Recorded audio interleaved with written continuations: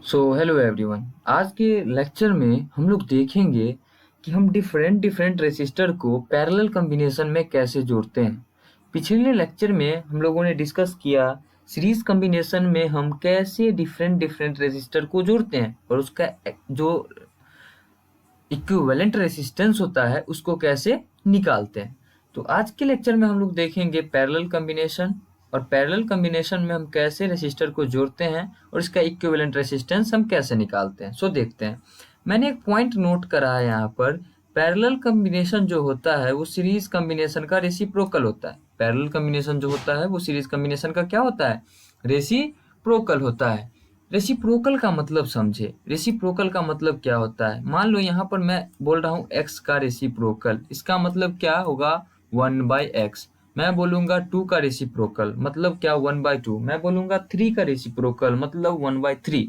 तो अगर series combination का फॉर्मूला ये है तो पैरेलल का ये होगा।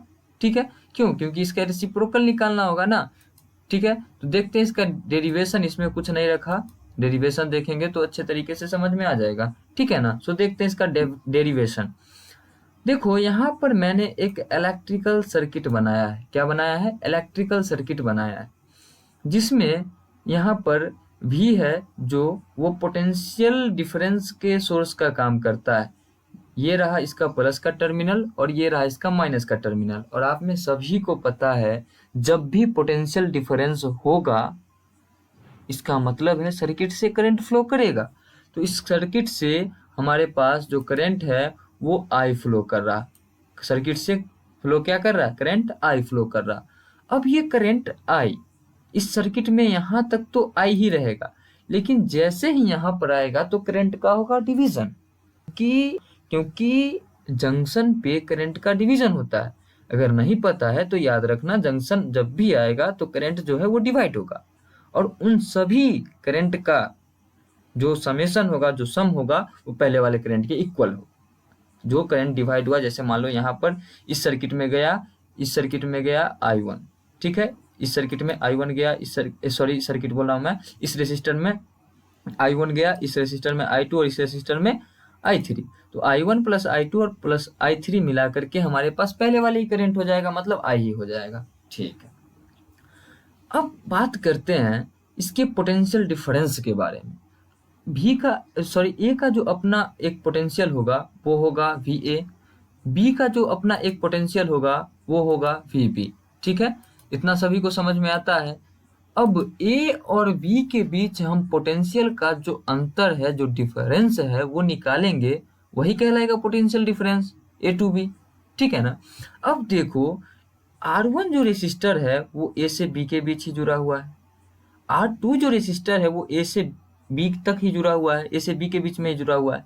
R3 जो रेसिस्टर है वो भी ए और बी के बीच में ही जुड़ा हुआ है। मतलब ए और बी के बीच जितना पोटेंशियल डिफरेंस होगा वही पोटेंशियल डिफरेंस होगा R1 का, वही होगा R2 का, और वही होगा R3 का। ठीक है, मतलब पैरेलल कॉम्बिनेशन जो है उसमें करंट जो है वो डिवाइड हो जाता है across all resistor. But but जो पोटेंशियल डिफरेंस जो होता है वो सेम ही रहता है सभी रेसिस्टर के बीच।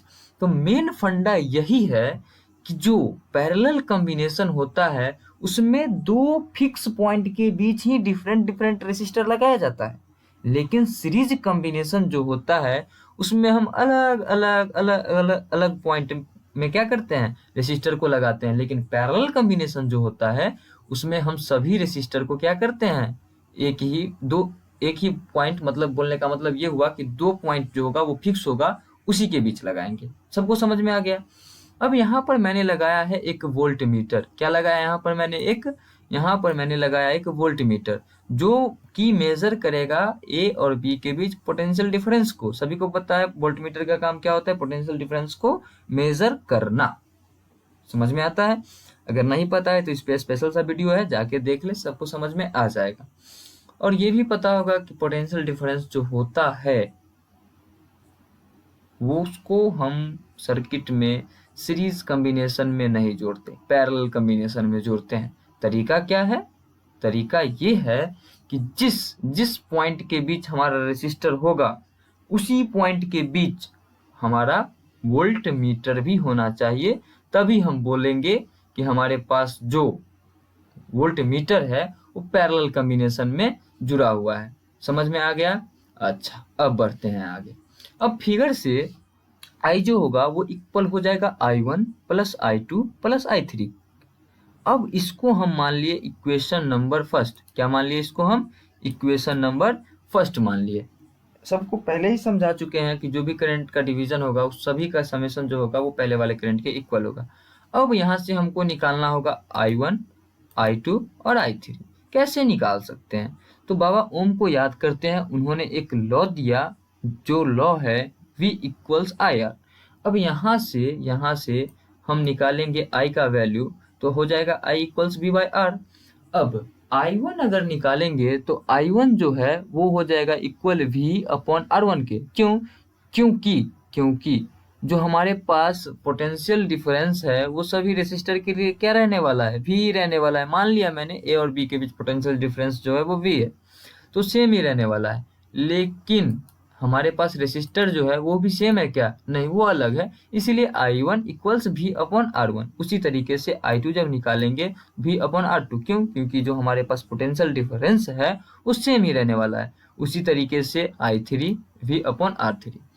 फ्रॉम इक्वेशन नंबर फर्स्ट से हम लोग क्या देखते हैं? I1 और I2 और I3 का वैल्यू हम रख दिए इक्वेशन नंबर 1 में। इक्वेशन 1 में हम क्या रख दिए? I1, I2 और I3 का वैल्यू को हम रख दिए। ठीक है, तो हमारे पास जो टर्म है वो कुछ इस तरीके से देखने को मिलेगा। अब यहाँ से हम I का वैल्यू फाइंड कर सकते हैं क्या? I का वैल्यू फाइंड नहीं कर सकते। क्यों? क्योंकि I का वैल्यू जब निकालना होगा हमको तो रिक्वायरमेंट होगा रेसिस्टर और पोटेंशियल डिफरेंस का। यहाँ पर पोटेंशियल डिफरेंस तो दिख रहा, लेकिन रेसिस्टर 3 दिख रहा। यही तो लोचा है, इसी को तो सॉल्व करना है। तो यहाँ पर इस इलेक्ट्रिकल सर्किट को समझे। इन तीनों रेसिस्टर के बदले मैंने एक रेसिस्टर लगाया है इस सर्किट में, वही पॉइंट A और B के बीच। अब ये R इक्विवेलेंट तब ही कहलाएगा जब इस सर्किट में जितना करंट फ्लो होगा उतना ही करंट इसमें भी फ्लो होगा, और इस सर्किट में जितना पोटेंशियल डिफरेंस होगा वही पोटेंशियल डिफरेंस सेम यहाँ भी होगा। तभी ये जो है हमारे पास R वो कहलाएगा R इक्विवेलेंट। फंडा क्या है? करंट और वोल्टेज के बीच, वोल्टेज बोलने का मतलब पोटेंशियल डिफरेंस के बीच हमको कोई छेड़खानी नहीं करना। तब हमारा जो ये रेसिस्टर होगा R वो R1 plus R2 plus R3 के बराबर ही होगा। ठीक है ना? और इसी को बोलेंगे हम लोग R इक्विवेलेंट। ठीक है, तो यहाँ से हम I निकालते हैं, वो हो जाएगा V अपॉन R इक्विवेलेंट। अब देखो इक्वेशन फर्स्ट से ये टर्म हमारा कुछ इस तरीके से दिख रहा। अब यहाँ हम रख दिए I1 का वैल्यू। अब सॉल्व करेंगे इसको, अब V कट जाएगा। क्यों? क्योंकि यहाँ से अगर हम V कॉमन लेंगे तो हमारा टर्म दिखेगा 1 अपॉन R1, यहाँ दिखेगा 1 अपॉन R2, यहाँ दिखेगा 1 अपॉन R3, और V से भी क्या हो जाएगा? मर जाएगा। तो 1 अपॉन R इक्विवेलेंट इक्वल्स हो जाएगा क्या? 1 by R1 plus 1 by R2 plus 1 by R3। वही मैंने बोला था कि ये जो होता है पैरेलल कॉम्बिनेशन, ये होता है सीरीज कॉम्बिनेशन का रेसिप्रोकल। सबको समझ में आ गया? ठीक है ना? सो ये फार्मूला को याद रखिए, काफ़ी इम्पोर्टेंट फार्मूला है। ठीक है, हमेशा काम आता है। और आगे देखते हैं इससे पॉइंट जो इससे रिलेट करते हैं और उससे कॉन्सेप्ट काफ़ी ज़्यादा क्लियर होते हैं। सो उसको स्किप करके हम आगे कंटिन्यू नहीं कर सकते, इसीलिए देखते हैं उस पॉइंट को। ठीक है,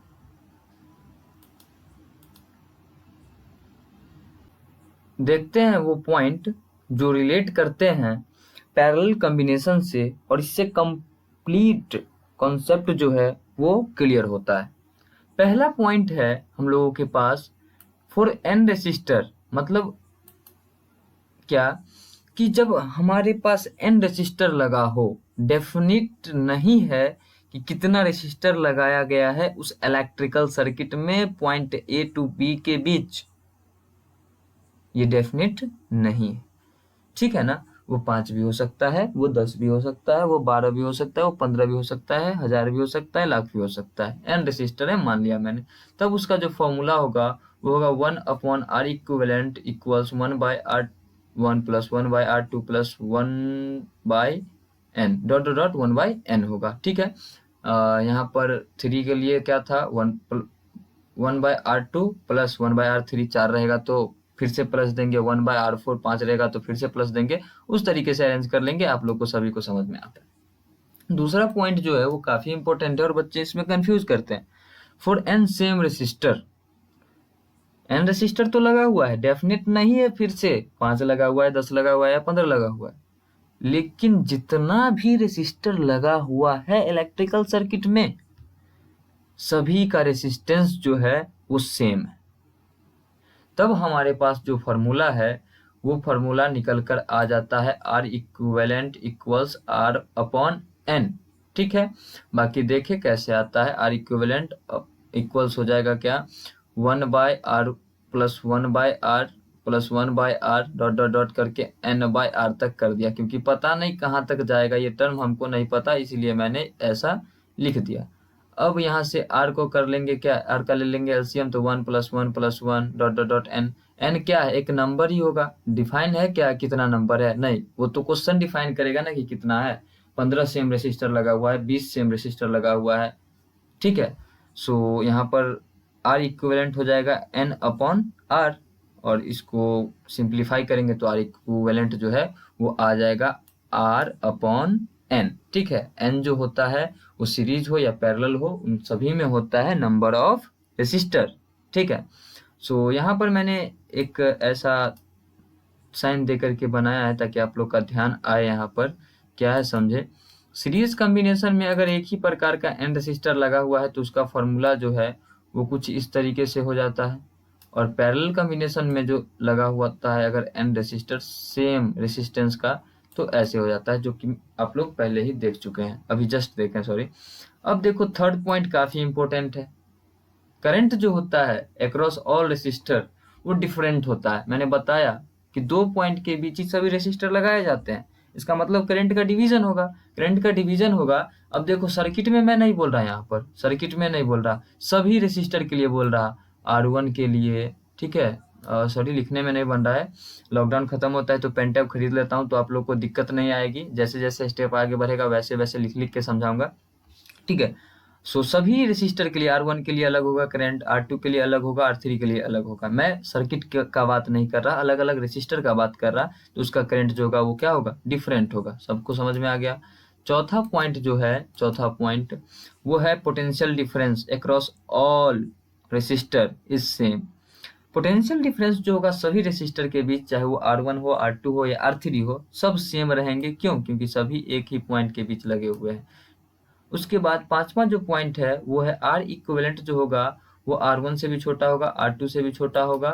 ठीक है, और R3 से भी छोटा होगा, R1 से भी छोटा, R2 से भी छोटा और R3 से भी छोटा। वैसे क्वेश्चन करेंगे तब समझ में आ जाएगा।